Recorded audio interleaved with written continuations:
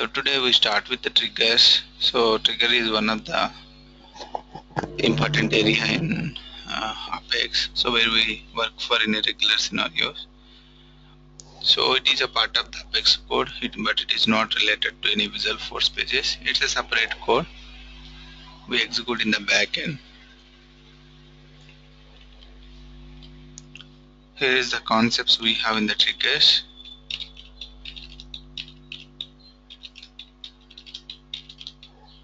So trigger has more priority in the code, so which means the scenarios will be more in the triggers. And most of the times, at least for any project, you should write at least one trigger. So such scenarios we can see in the real-time implementations. So what exactly the trigger means? So triggers is a concept which is a common concept for any databases. Like we have the triggers in SQL Server, and we have the triggers in Oracle, and we have the triggers in any database, so any relational database models.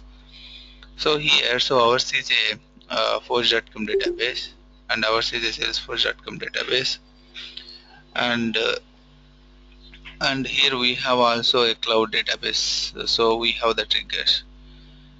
So as a part of the trigger, we can write some Apex code in the backend, and the Apex code will be executed automatically when we perform a DML operation. So for example,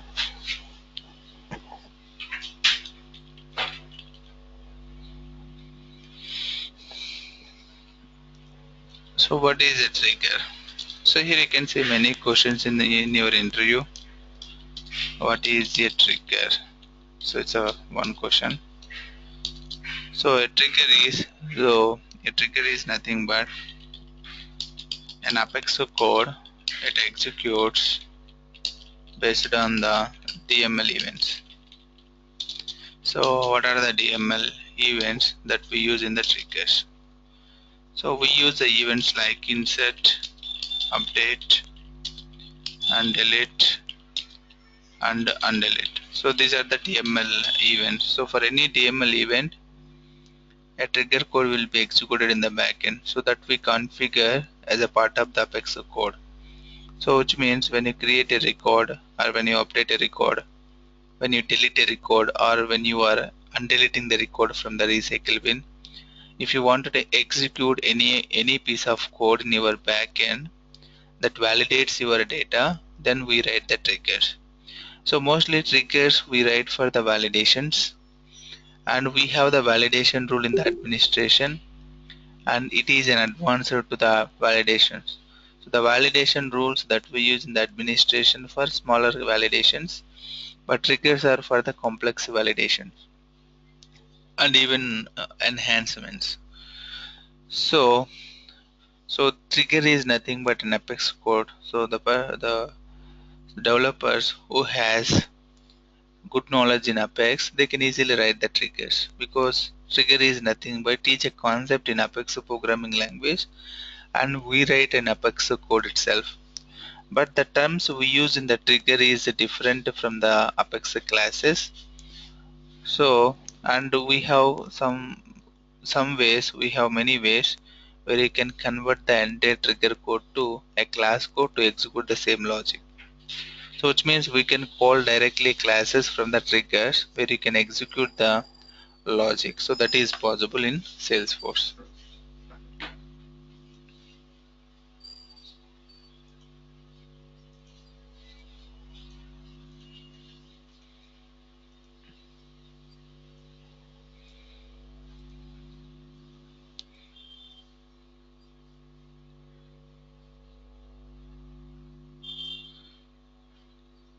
Okay.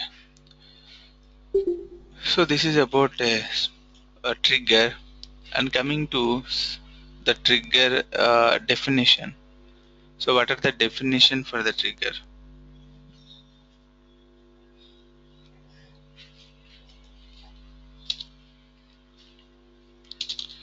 So to define a trigger, so we can write a trigger either in standard object or in the custom objects.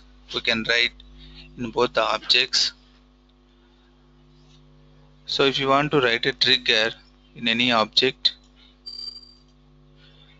So if you want to write a trigger on standard object, for any standard object, you just go through the object name. So let's say I would like to write a trigger on account. So I can go through accounts, and here is a triggers section. So you can see the triggers section, and from where you can define the triggers. And if you want to write the custom object triggers, go to the objects. So these are all the custom objects I have defined, and department, employee, and students. And if you want to write the trigger on employee, click on employee, and where you can see the trigger section. So here is the trigger section where we can define the triggers on custom objects. So for any custom objects we can define the triggers. A trigger is nothing but a piece of code that executes in the backend when we are creating or updating or deleting a record in on Salesforce database. So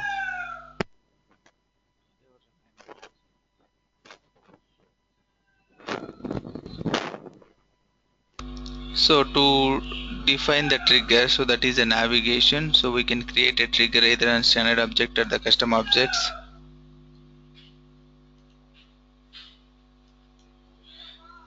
So for example, if you want to create a trigger on employee object, just click on new. So this is a skeleton of the trigger. So it is a syntax of the trigger, and inside of the trigger, so we can write our code. Just to copy the syntax.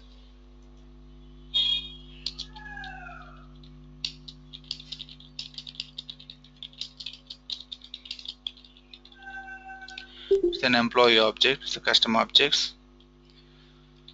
So this is a common syntax will be generated by the Salesforce every time when you are creating a trigger. And here is an object name. So the object name will be vary, so based on the object selection. And here is the trigger name, so we can specify any trigger name here.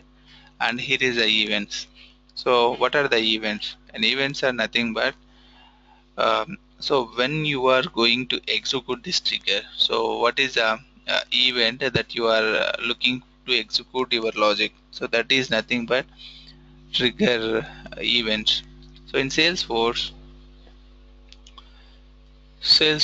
whereas in trigger events we have total 7 events, which means we can execute our trigger code for 7 events. What are all the events we can execute our trigger code?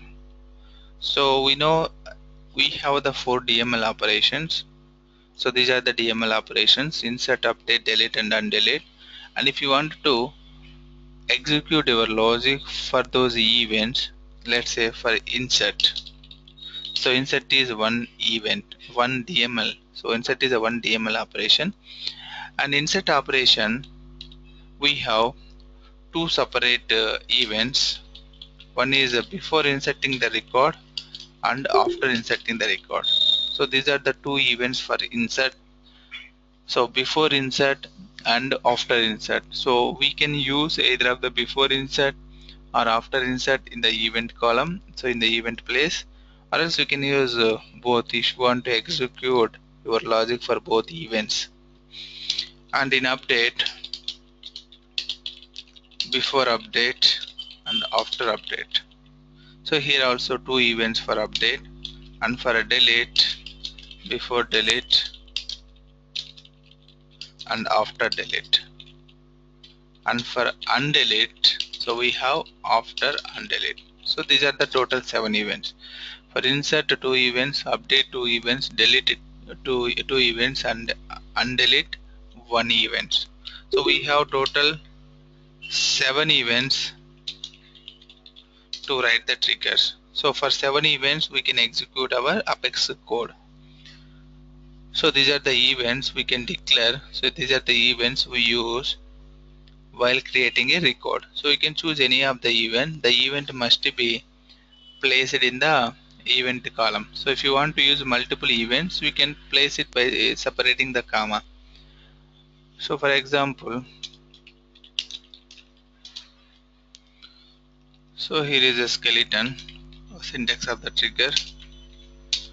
So here name is nothing but it is our trigger name. So let's say employee trigger on employee, and what are all the events you would like to execute. Let's say before insert, after insert, before update, and after update. So like this we can specify the events in a trigger. So these are all the events. These are all the events, and for all the events we can execute our trigger code.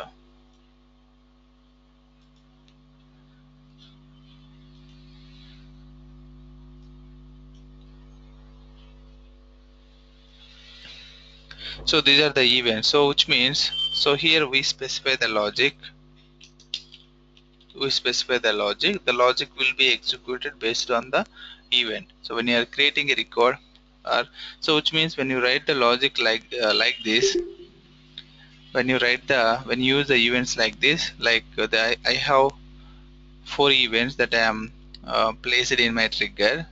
When I use the events like this for insert, so let's say here is the insert two events. When you are creating the record, before creating the record and after created a record, so the trigger logic will be executed, and before update and after update. So before updating the record, so that the record is not yet updated, it is going to be updated. So before updating the record, and once the record is updated, so it will execute the logic. So based on the events, the logic will be executed in the backend. So these are the total 7 events. So these events will be used for trigger execution. And then, so for any developer, so they should know before writing the triggers, they should know what are all the trigger events, and they should know what are all the trigger context variables. So another concept is context variables. So we have different context variables, and what exactly a context variable can do. So let's say you have different events. So you specified a different events in your trigger, but for each event I would like to execute only a specific logic, a specific block of code. Let's say I have 4 events. For all the 4 events I don't want to execute a common logic.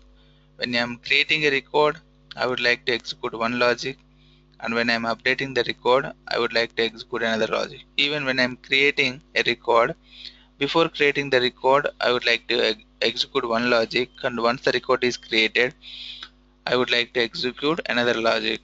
So for after insert, I don't want to execute the logic that is invoked at the before insert. So in order to split our logic based on the event, based on the different event, we use the context variables. So I will show you in the regular code. I will show you in the code how can you use the context variable, so that you have more clarity on this. And let me give you the list of context variables we use in Salesforce. One is trigger.new. So I will give you the definition for each context variable. Just list out in the things. Trigger.new and trigger.world. So the terms are new, trigger.new map, trigger.world map, and then trigger dot is insert, trigger dot is update, trigger dot is delete, trigger dot is undelete, trigger dot is before, and trigger dot is after. So these are the context variables we use in the trigger code. So there are total 10 context variables we daily works for. So before trigger.new, trigger.world, trigger.new map, and trigger.world map, and trigger.is insert, trigger.is update, trigger.is delete, trigger.is undelete, trigger.is before, and trigger.is after. So these are the context variables.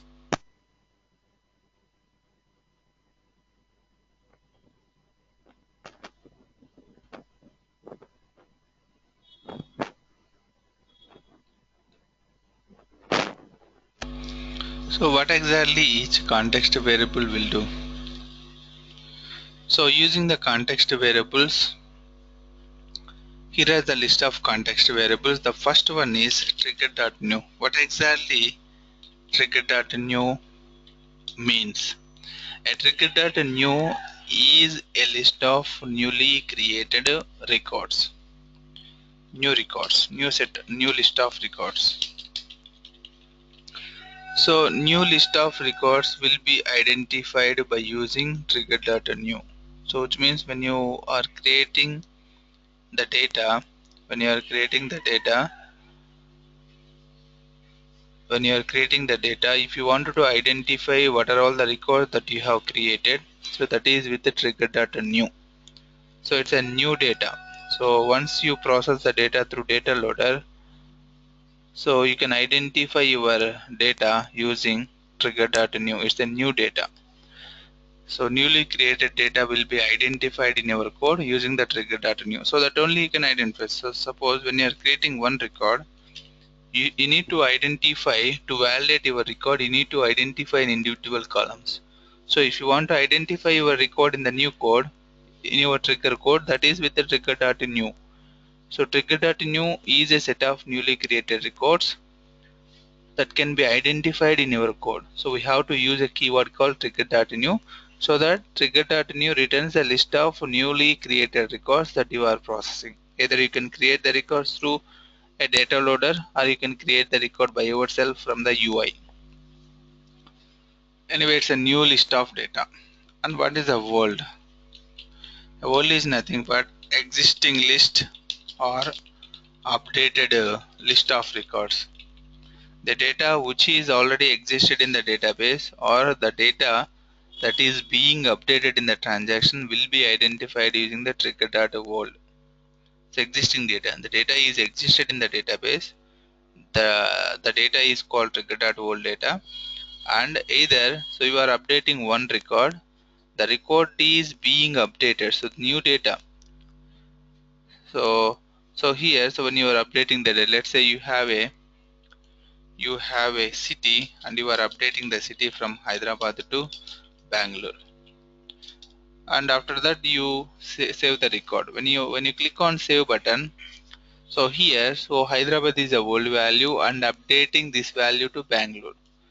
So this is a new value. So the new value will be identified using trigger.new, and an existing data will be updated with trigger.world. So these are the terms we use for trigger logic. So I will show you how can we use both trigger.new and trigger.world. So it can be either existing list of data or updated list of records. And what are the events that we get the new records? So when you get the new records, when you are inserting the data, we get the new records. So which means events used. So trigger.new is available for only these events. So one is before insert. In before insert we have the trigger.new, and in after insert we have the trigger.new. In update event we don't have the trigger.new. So yeah, so in before update we have before update and after update. In update also we have the trigger.new. The reason is once the record is updated we get the new values. Trigger.new is available for the events like before insert, after insert, before update, after update, and after undelete. So these are the events we use for trigger.new. So once the record is undeleted, that the record will be part of the trigger.new. So what are the events that supports the trigger.world?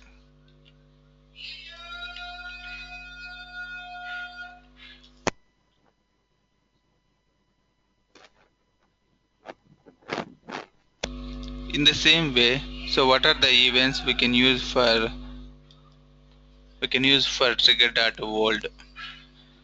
So trigger.world is an existing list. Existing list will be, so we get the trigger.world only for before update event and after update event and for before delete event. So these are the events supports the trigger.world. So we get the trigger.old data only for these events. And then what is a trigger.new map? Again, it's a new concept for you, so we haven't discussed about the map variable. So here is a set of new map of data, associated with their IDs. So I will show you what exactly the trigger.new map. A new map of data associated with their ID. Suppose when you create any employee, the employee will be associated with the record ID. So employee having a employee ID. So for each employee in our database, we have the employee ID. So for example, when you go to any record,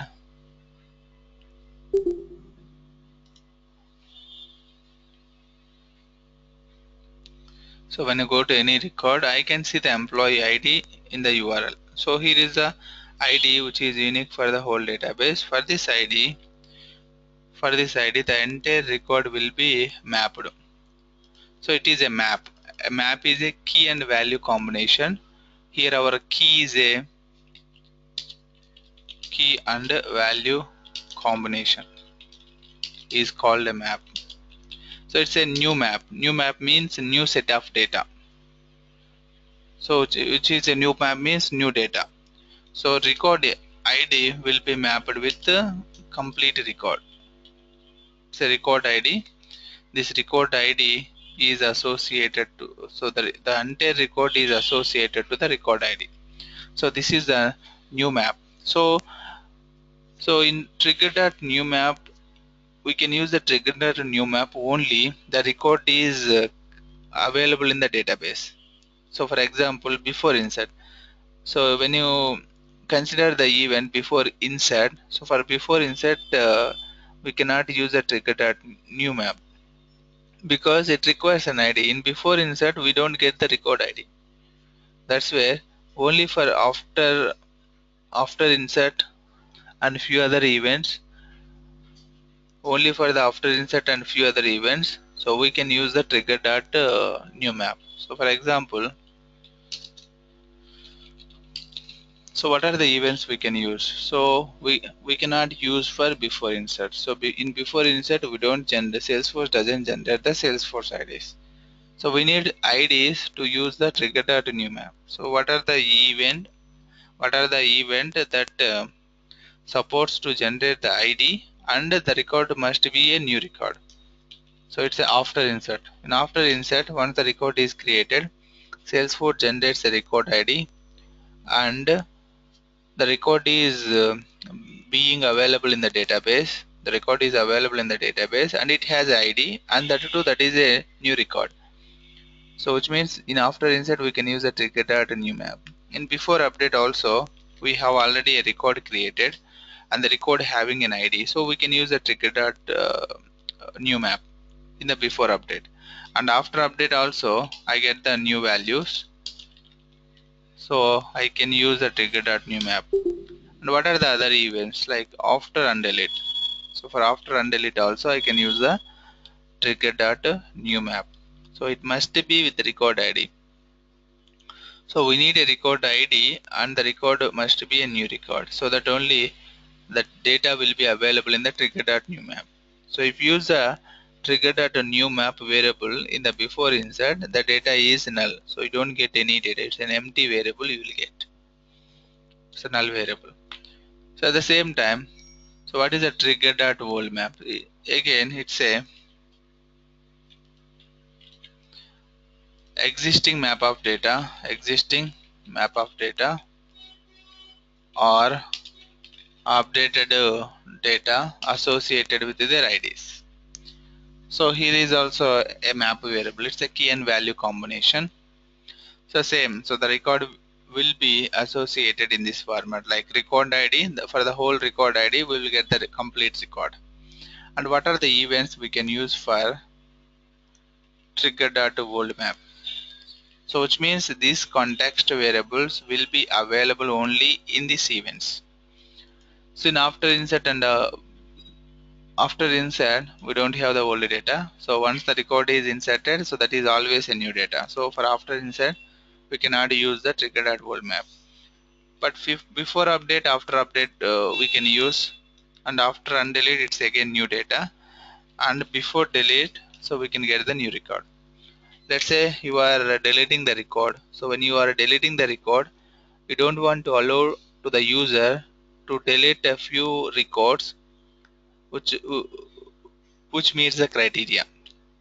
In that case we write the before delete event and we can restrict the deletion. So because we cannot use the after delete event, so the reason is once a record is deleted we cannot catch the record. So in after delete the record is deleted, after that we are executing the logic. So in after delete, so once the record is deleted we cannot catch the record. That's where we don't write any logic in the after delete events. So only we write the logics in the before delete event. So in before delete we can get the trigger.world data. So it's a map of data, and these are the events that supports trigger.world map. So what are the other context variables? These are the these are the four mostly used context variables in the regular scenarios.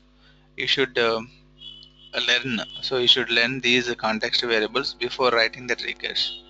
It's a tricky area, so but it is very easier to write the code. So then what are the other context variables? So one is a trigger dot is insert. So is insert is a question. So question means it returns either it identifies the event is insert event. It identifies the event is an insert event and returns true or false. So it is a Boolean variable. So trigger dot is insert. So just it is a question mark. If trigger dot is insert, which means if it is an insert event, so if it is an insert event, it returns the true, and if it is other events, for other events it returns a false. It identifies the event and executes the logic. The same thing is update.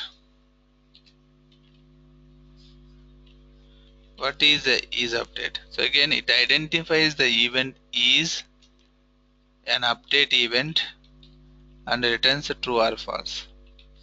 The same way, so the event is a delete event and returns a true or false. It's a Boolean value. So based on the Boolean value we can compare our results.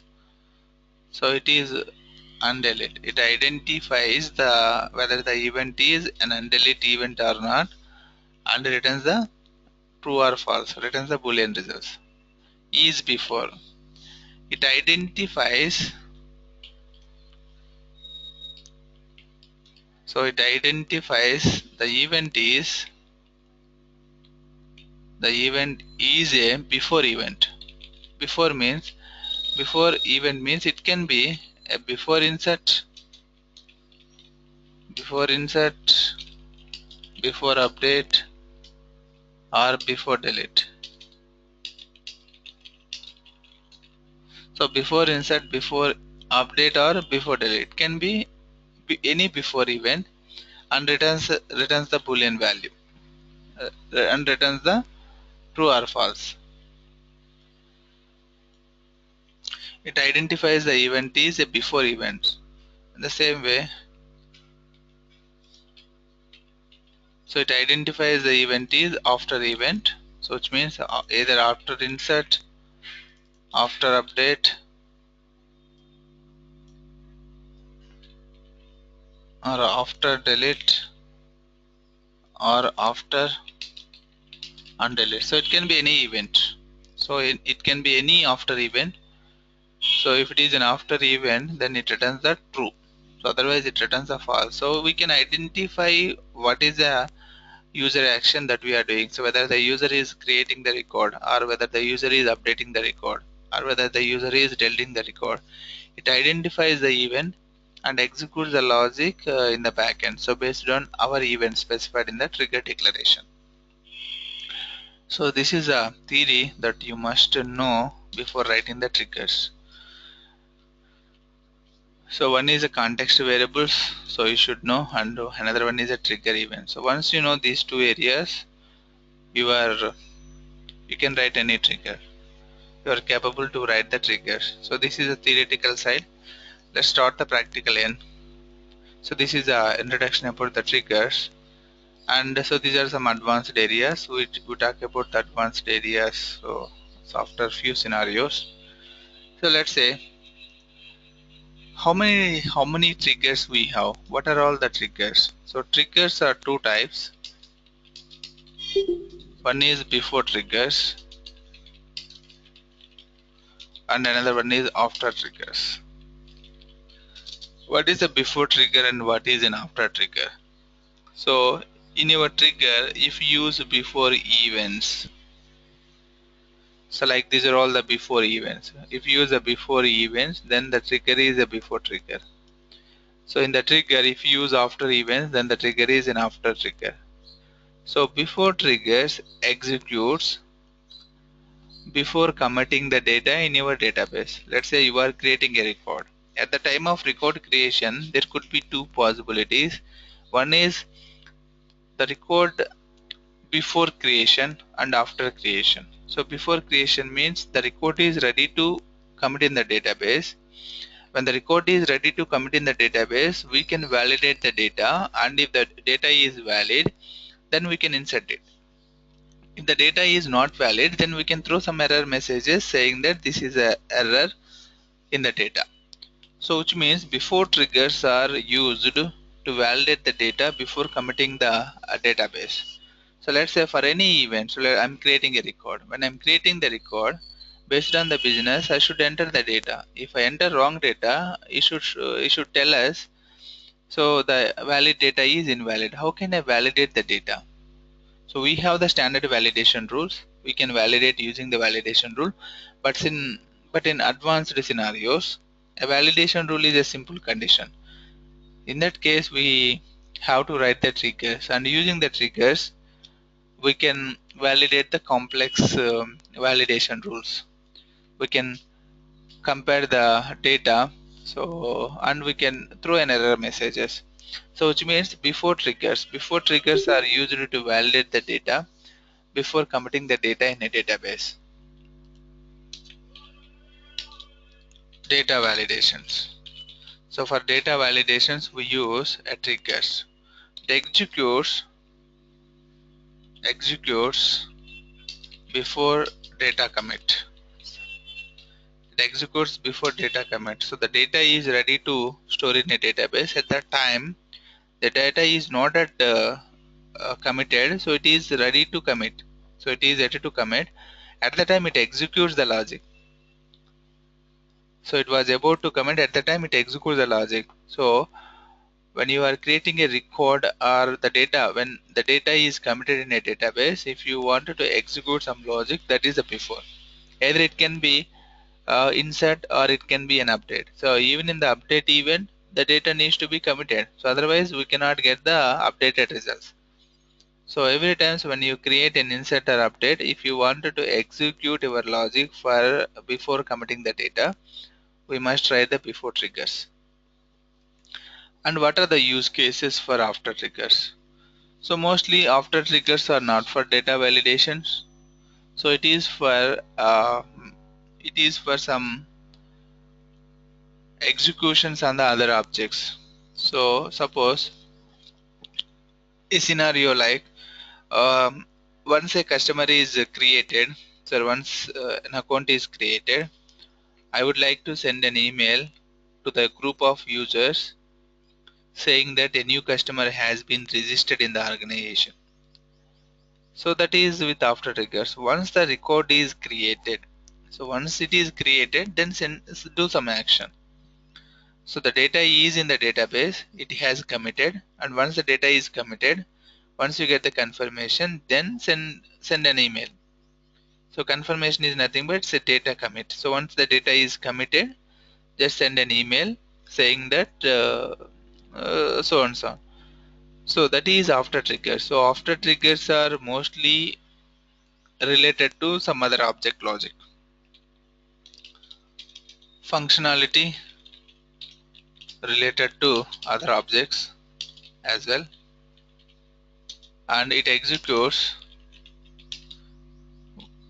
once the data is committed in database. The data is committed, and once it is committed, what is the action that you would like to do? That is with after triggers. So these are the two different type of triggers. And again, so we have another two types in both before and after. It's a common to both before and after. So we can say, so there are single triggers and bulk triggers. It's an important question. So what is a single trigger and what is a bulk trigger? So single triggers and bulk triggers. Single triggers executes only for few records in the transaction, and bulk triggers executes for all the records in the transaction. So single trigger executes few records means it's for one record in the transaction.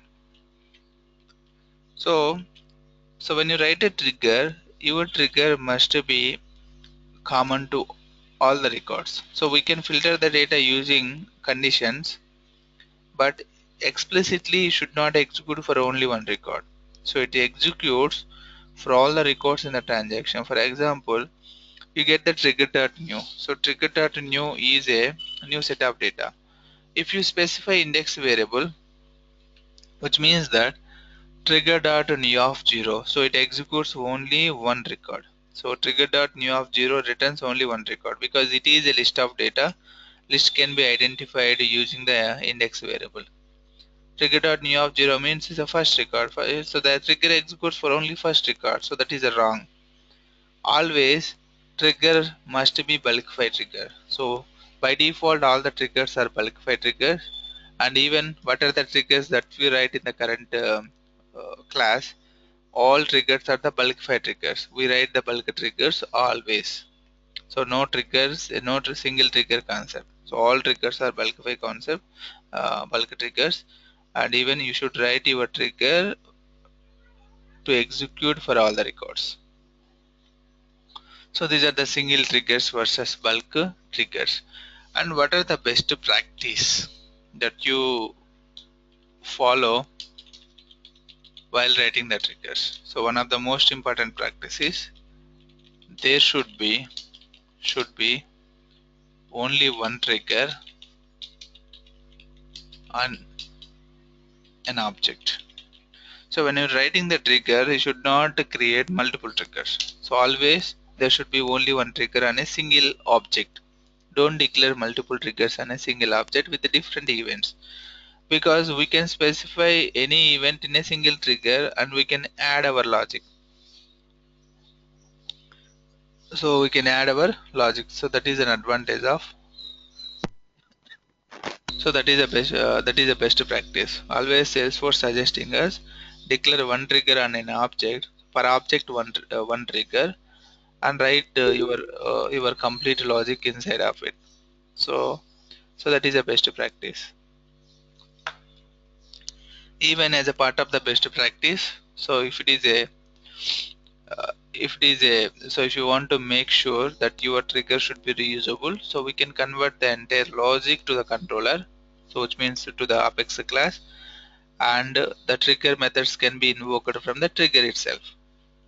So that is a reusable. So we go for the classes to reuse the triggers.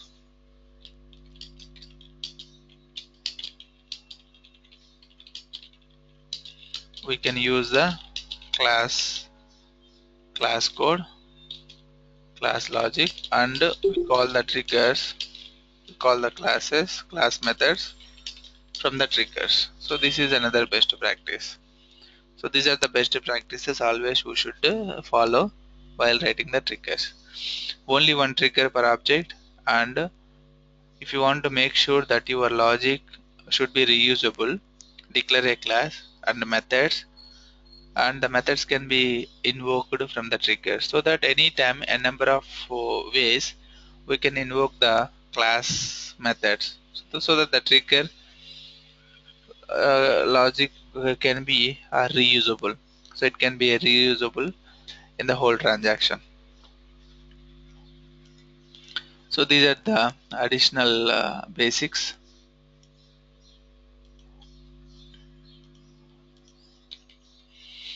And also, so if you wanted to throw an error message while writing the triggers, so here is a calling a class from trigger and passing the parameters. So it means we can call the class methods from the trigger and we can pass the required method parameters to the apex classes, so that the class method receives the parameter and executes the logic. So I will show you how can you write your logic in the class code and how can you invoke the methods from the trigger. And we know the bulk triggers, just we have discussed on this. And what exactly error throwing? So let's say we are validating the data. When you are validating the data, if you wanted to throw an error message, so we have a method called add error. Add error is a method which returns an error message. So we can return the error message to the top of the record.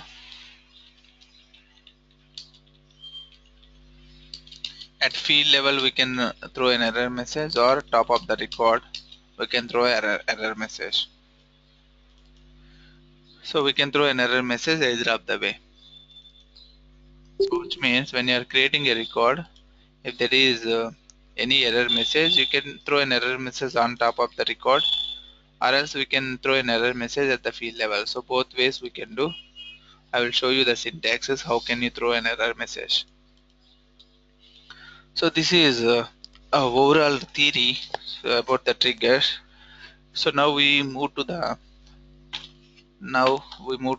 scenarios, one by one scenario for each event. So before working on practical things, let me know if we have any questions.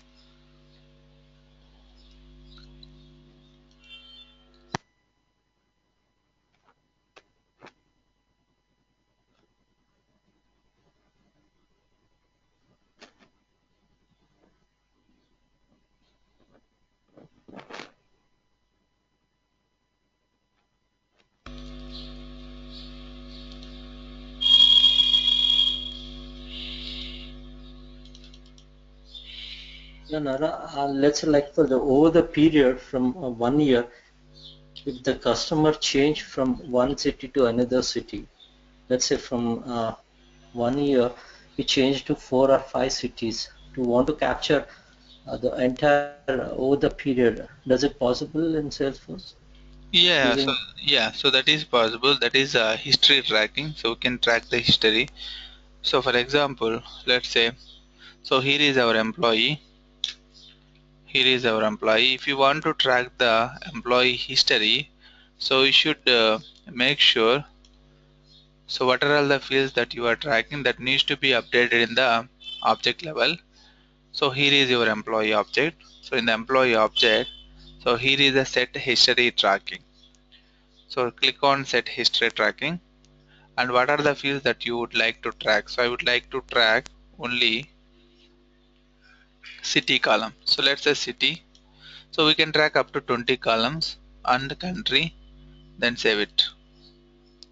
So it is a set history tracking. Now go to employee record and we have a history One, object.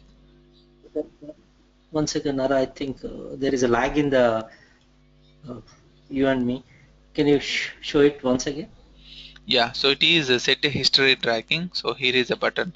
So you can see, go to the object and where exactly you'd like to track your fields, go to the object and set history tracking is a field, click on it. Set history tracking is a button, click on it. And here is a list of fields that you can track. So I would like to track city, country, and the tax value and the salary value. I would like to track these columns and the phone number. Then save it. So I would like to track all the columns, then save it. So I set total 5 columns. Now go to employee object, your object, and we have history object. So for any custom object, there should be a history. So once an employee has updated with their details, the history will be stored in that object. So we need to add it to that layout. So edit layout,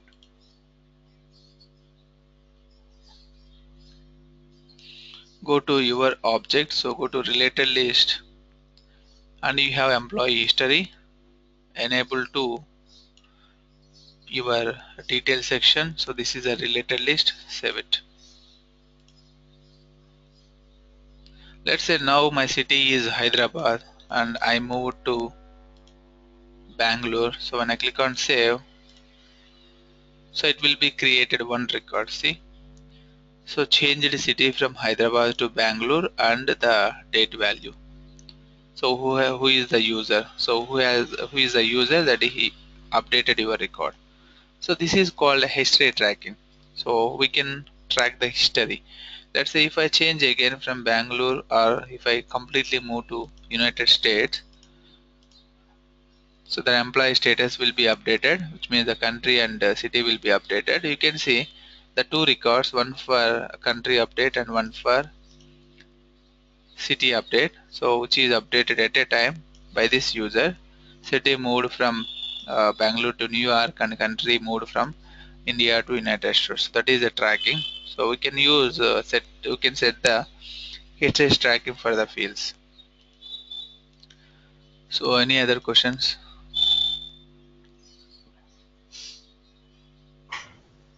It's a complete history tracking, right? If you want to capture only the starting customer starting city and the latest city, so does it possible in Salesforce? Yeah, you have to write your own logic for that. So it is a standard functionality. Set history tracking is a standard functionality. If you wanted to capture the previous city and next city, just to create two columns, one for previous city and one for the updated value. The old city value, you can update it through some logic in the backend. Let's say when you are updating the record, you just take the existing city value and update in the old city column, and the new value will be updated as it is. So we can do that. So that is a customizable logic. That's what. So that's what we use the triggers again. So it's a backend code. So the old city value, you can hide the old city value on the layout, or else you can display them to the users. So trigger can do that. Okay. Yeah. So there is no standard functionality, that is a customizable logic. There is no point and click. So using Salesforce configuration, it is not possible. So but we have to write some Apex code for it.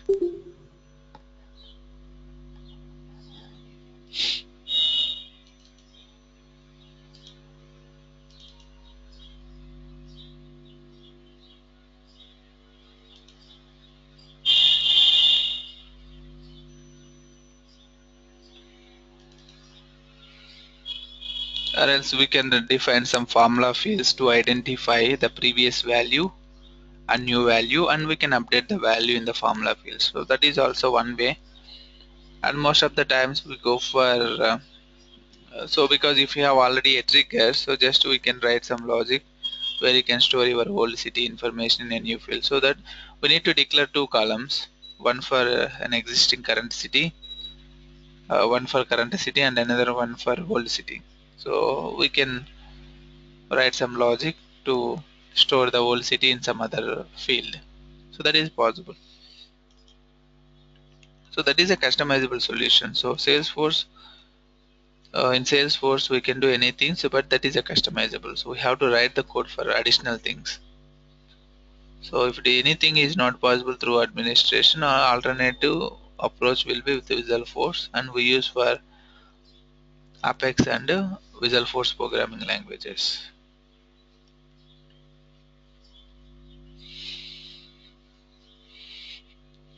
Okay. So any questions? So are you comfortable to extend the session for another 1 hour, or shall we? No, Nara, we'll stop the session. Actually, I'm planning to go outside for Okay. dinner. Yeah, that's fine. So just go through the theory. So without theory, it is very difficult for you to understand the scenarios in tomorrow's session. And in tomorrow, we can close the triggers and we work on all the scenarios tomorrow. Let's plan for 1.5 hour session tomorrow. 7. So tomorrow our session will be 7 to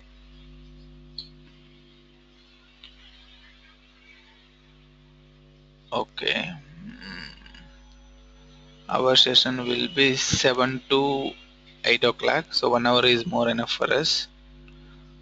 7 to 8 o'clock. In case if it is needed, so we will extend for half an hour. So 7 to 8:30. So please be available. So we can close the triggers by tomorrow. And once the triggers are done, so we are good to move. So because triggers is one of the areas, so it takes more time. And then the pending areas will be package that doesn't take more time, and code coverage will take some time. So anyway, so by Tuesday, so my target is Tuesday. By Tuesday we can close the developer training. Once the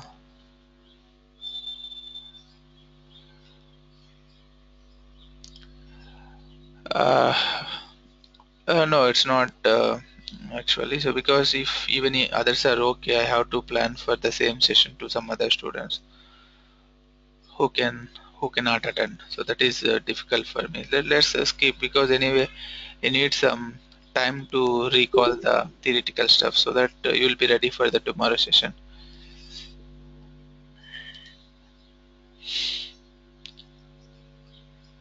Yeah.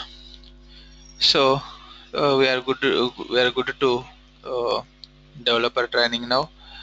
So it will take another 3 or 4 classes to complete the total developer training. So once it is completed, then we move to the integrations. There it takes another 3 to 4 classes. So maybe it is 1 week left. We're just left with 1 week classes in the developer training. So don't skip the practice. Do the practice and let me know if you have any questions. And this is the today's session. And tomorrow we will have a session at 7 to 8:30 our regular time, and we will discuss more scenarios and triggers. So just look into the document and go through the Apex Developer Guide once and read the theoretical things. So be ready for the next session. It's a good area, so where you need to concentrate more. So see you tomorrow. Have a good day. Bye everyone. Yeah. Bye, Nara. Have a good weekend.